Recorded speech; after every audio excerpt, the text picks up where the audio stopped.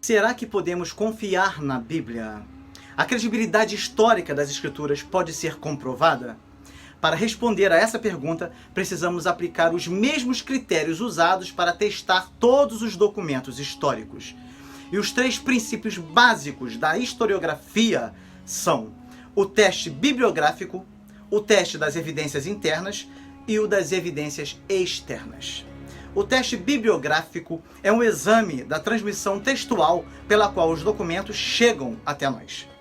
Em outras palavras, uma vez que não disponhamos dos documentos originais, qual a credibilidade das cópias que temos em relação ao número de manuscritos e ao intervalo de tempo transcorrido entre o original e a cópia existente? Atualmente, sabe-se da existência de mais de 5.300 manuscritos gregos do Novo Testamento. Acrescentem-se a esse número mais de 10.000 manuscritos da Vulgata Latina e pelo menos 9.300 de outras antigas versões, e teremos aproximadamente 25.000 cópias de porções do Novo Testamento. Nenhum outro documento da história antiga chega perto desses números e dessa confirmação.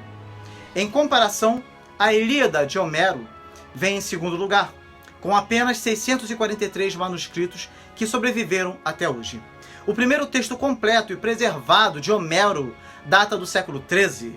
John Warwick Montgomery afirma que ter uma atitude cética quanto ao texto disponível dos livros do Novo Testamento é permitir que toda a antiguidade clássica se torne desconhecida, pois nenhum documento da história antiga é tão bem confirmado bibliograficamente como o Novo Testamento.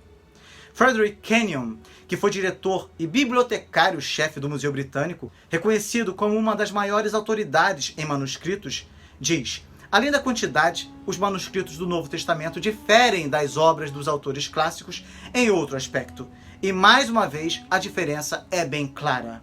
Em nenhum outro caso, o intervalo entre a composição do livro e a data dos mais antigos manuscritos existentes é tão curto quanto no do Novo Testamento. Os livros do Novo Testamento foram escritos na última parte do século I. Com exceção de fragmentos muito pequenos, os manuscritos mais antigos existentes são do IV século, cerca de 250 a 300 anos depois.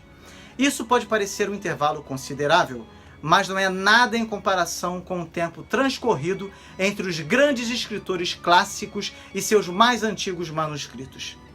Cremos que em todos os pontos essenciais temos um texto bastante fiel das 7 peças remanescentes de Sófocles.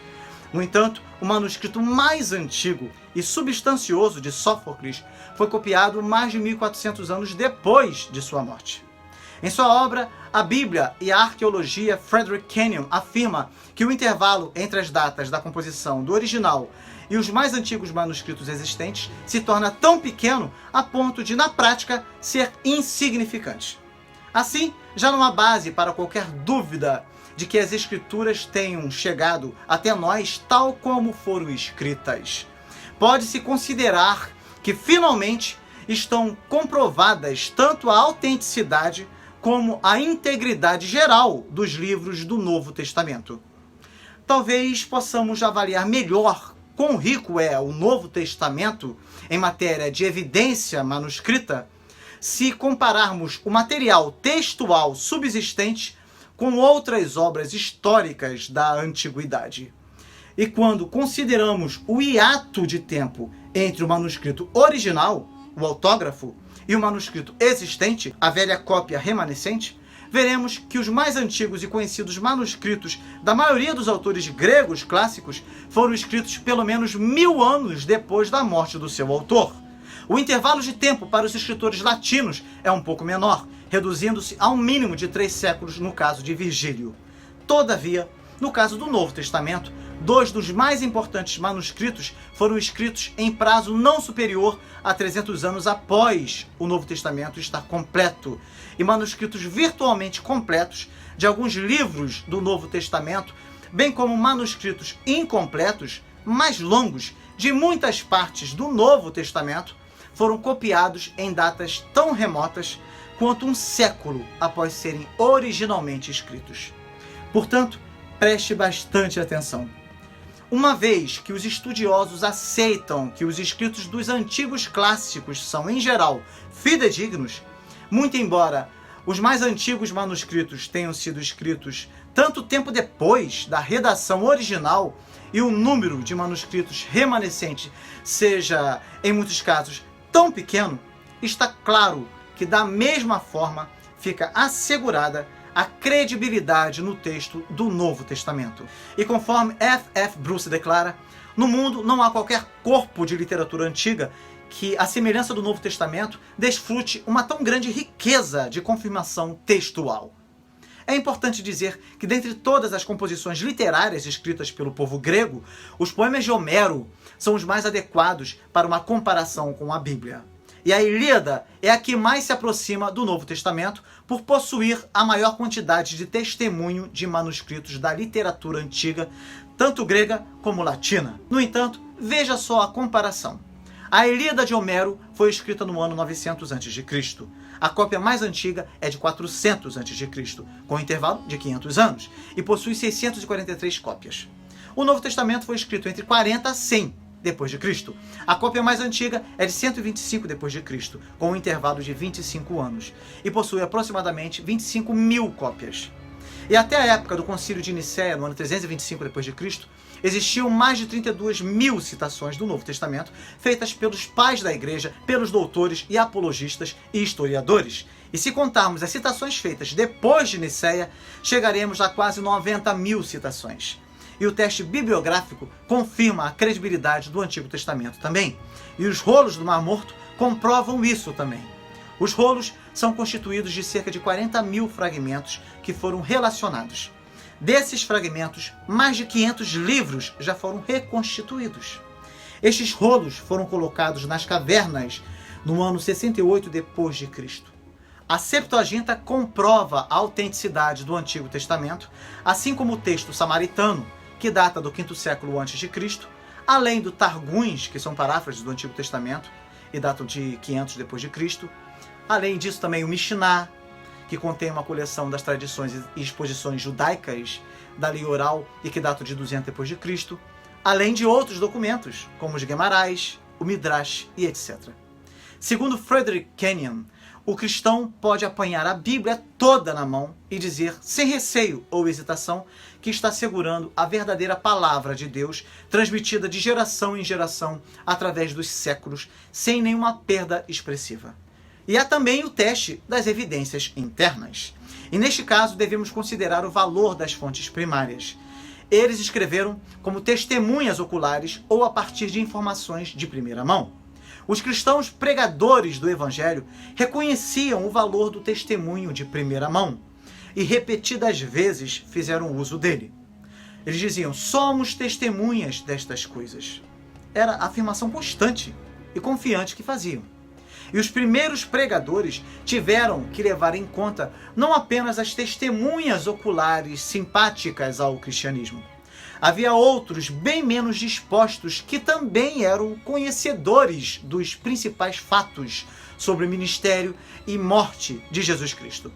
Os discípulos não podiam se dar ao luxo de correr o risco de apresentar fatos inexatos, para não mencionar uma manipulação intencional dos fatos, os quais seriam imediatamente denunciados por aqueles que teriam imenso prazer em fazê-lo.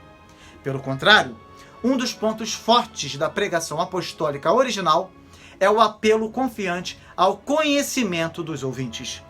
Eles não apenas diziam, somos testemunhas destas coisas, mas também, como vós mesmos sabeis. Atos 2, versículo 22. Caso tivesse havido qualquer tendência para se afastarem dos fatos em qualquer questão importante, a possível presença de testemunhas hostis ali na audiência teria se pronunciado contestando o que fora dito. O Novo Testamento é um legítimo documento de fontes primárias, vindo do primeiro século. E por último, há o teste das evidências externas, ou seja, há outros materiais históricos que confirmam a credibilidade das Escrituras. Eusébio de Cesareia, em sua obra História Eclesiástica, preserva escritos de Papias, bispo de Hierápolis, no ano 130 d.C., os quais Papias recebeu do ancião, no caso o apóstolo João. Temos o testemunho de Irineu de Lyon, no ano 180 d.C. Ele foi aluno de Policarpo, bispo de Esmirna, o qual foi martirizado no ano 156 d.C., tendo sido cristão por 86 anos e discípulo do apóstolo João. Irineu disse: pois assim como existem os 4 cantos do mundo onde vivemos e 4 ventos universais, e assim como a igreja se encontra dispersa por toda a terra, e o evangelho é a coluna e o alicerce da igreja e os sopros de vida, de igual maneira é natural que o evangelho tenha 4 colunas, soprando imortalidade a partir de cada canto e novamente despertando vida nos homens.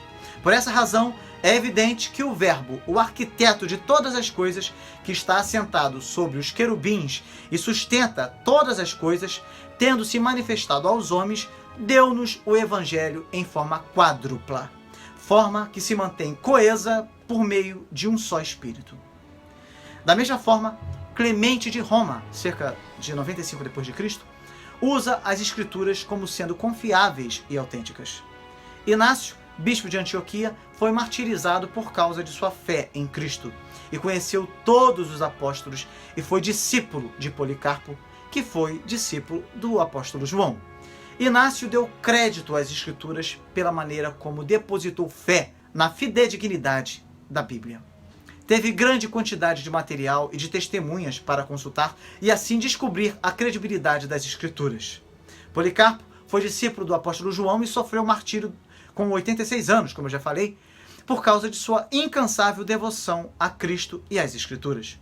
Certamente, ele teve grande número de contatos para conhecer a verdade. Flávio Joséfo, um historiador judeu, em sua obra Antiguidades, confirma o relato dos evangelhos.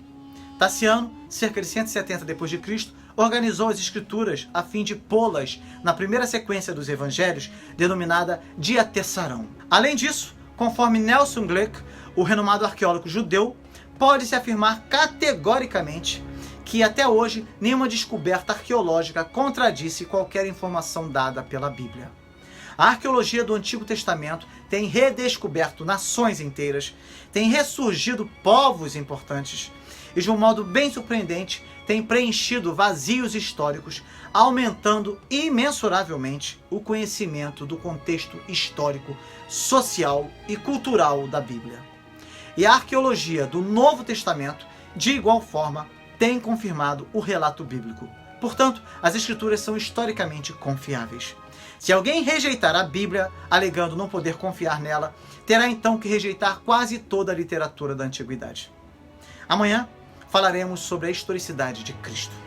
Ore comigo. Senhor Deus, a tua palavra expressa a verdade, pois tu és a verdade e conduziste os teus filhos para que tudo fosse registrado e pudesse ser confirmado de forma que não tivéssemos dúvida alguma de que a Bíblia é um documento histórico confiável. Nenhum outro livro em toda a história possui a credibilidade que a tua palavra tem. O Senhor se assegurou de cada detalhe. Agradecemos a ti, pois quanto mais estudamos a tua palavra, mais somos transformados por ti. Desejamos ser transformados dia a dia, desejamos ser parecidos com Jesus. Ajuda-nos, Senhor, é nossa falta de fé, que possamos compreender que sem fé é impossível agradar a ti. O homem não precisa de fé para confiar em tua palavra, pois o teste bibliográfico, o teste das evidências internas e o das evidências externas mostram com clareza que a tua palavra é confiável. No entanto, ninguém pode ser salvo deste mundo de pecado, sem que tenha fé. Essa fé para a salvação não pode ser produzida ou alcançada por nossos próprios esforços. Esta fé é um presente que recebemos de ti, pois somos salvos pela graça, mediante a fé que vem de ti. Que haja um derramar da tua graça em nosso meio. Nessa hora, Senhor, que o teu povo seja agraciado com uma fé inabalável para que possa caminhar de forma vitoriosa sobre todos os problemas e desafios que virão. Cremos que o Senhor tem poder para mudar toda e qualquer situação que possa estar se levantando sobre nossas vidas. Ó Deus, eu peço a Ti que a Tua mão esteja estendida para abençoar Teu povo nessa hora, Senhor. Receba cada pedido que está sendo feito nesse momento. Volta os Teus olhos para o Teu povo, ó Deus, e derrame a Tua graça para que haja alegria em cada coração e a certeza absoluta de que as lutas serão vencidas pelo poder que há no sangue de Jesus. Que haja libertação, que os grilhões que insistem em aprisionar este homem e esta mulher sejam quebrados, que aqueles que têm problemas com algum vício sejam libertos, que o Teu Espírito Santo visite os enfermos e os cure, que os Teus anjos estejam sendo enviados para proteger o Teu povo contra as armadilhas do diabo, que haja vitória em cada área de nossas vidas, em nome de Jesus. Cremos que cada um dos pedidos que estão sendo colocados nos comentários alcançarão o Teu favor, ó Deus. Que seja assim, que nenhum dos pedidos feitos aqui fiquem sem resposta, em nome de Jesus. Amém.